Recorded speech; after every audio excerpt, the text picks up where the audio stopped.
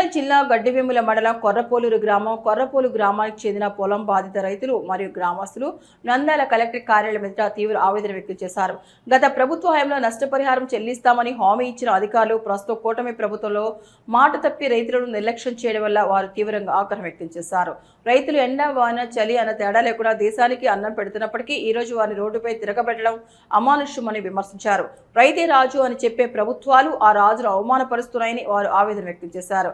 కొర్రపోలూరు గ్రామంలో నిర్మాణంలో ఉన్న విద్యుత్ సబ్స్టేషన్ పనులు సుమారు 70% పూర్తయినప్పటికీ ఇప్పటివరకు రైతులకు ఎటువంటి నష్టపరిహారం చెల్లించలేదని, ప్రత్యామ్నాయ భూములు కూడా కేటాయించలేదని తెలిపారు. ఇది రైతులపై స్పష్టమైన అన్యాయమని పేర్కొన్నారు. ఈ సందర్భంగా ఎస్టీపీఐ జిల్లా ప్రధాన కార్యదర్శి ఇజాజ్ హుస్సేన్, వైస్ ప్రెసిడెంట్ అబ్దుల్ కలాం మాట్లాడుతూ రైతులను మోసం చేయడం ప్రభుత్వానికి తగదని, వెంటనే నష్టపరిహారం చెల్లించకపోతే రైతుల పక్షాన పెద్ద ఎత్తున ఆందోళన చేపడతామని హెచ్చరించారు. న్యాయం చేయాలి. సబ్స్టేషన్ కొరకు రైతు భూములు తీసుకున్నారు, వారికి నష్టపరిహారం చెల్లించాలి. రైతులకు నష్టపరిహారం చెల్లించాలి. రైతులకు నష్టపరిహారం చెల్లించాలి. ఉన్నతాధికారులు మన కలెక్టర్ గారు వెంటనే స్పందించాలి.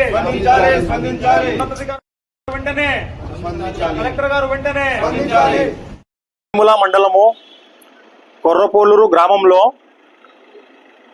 11వ నంబరు సర్వే భూమిలో 2023 సంవత్సరం గత వైసీపీ ప్రభుత్వంలో ఒక విద్యుత్ సబ్స్టేషన్ ను గవర్నమెంట్ తరఫున అక్కడ అలాట్ చేయడం జరిగింది. మరియు ఆ విద్యుత్ సబ్స్టేషన్ వస్తుందో అక్కడ దాదాపుగా 15 ఎకరాలు గవర్నమెంట్ భూమినే. ఆ గవర్నమెంట్ భూమి కూడా 10 మంది రైతులు ఉన్నారు అక్కడ.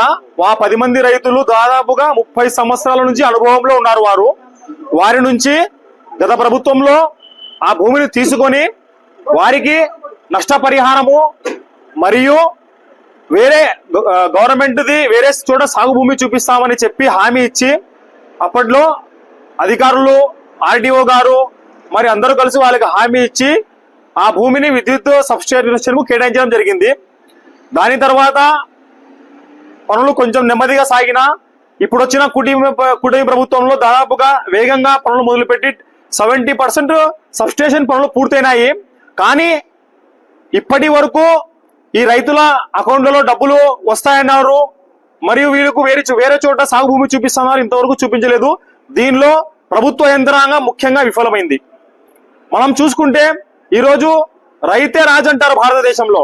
కానీ దేశంలో ఈ విధంగా రైతులు ఎండనక వాననక చలనక పొలంలో కష్టపడుతూ మనమందరం 3 పూటలా తింటున్నామంటే కారణం రైతులే. కానీ రైతులకు ఈ విధంగా ఎండలో తిప్పుతూ అధికారులు మాత్రం ఏసీ కార్లలో ఏసీ ఆఫీసులో కూర్చొని మీరు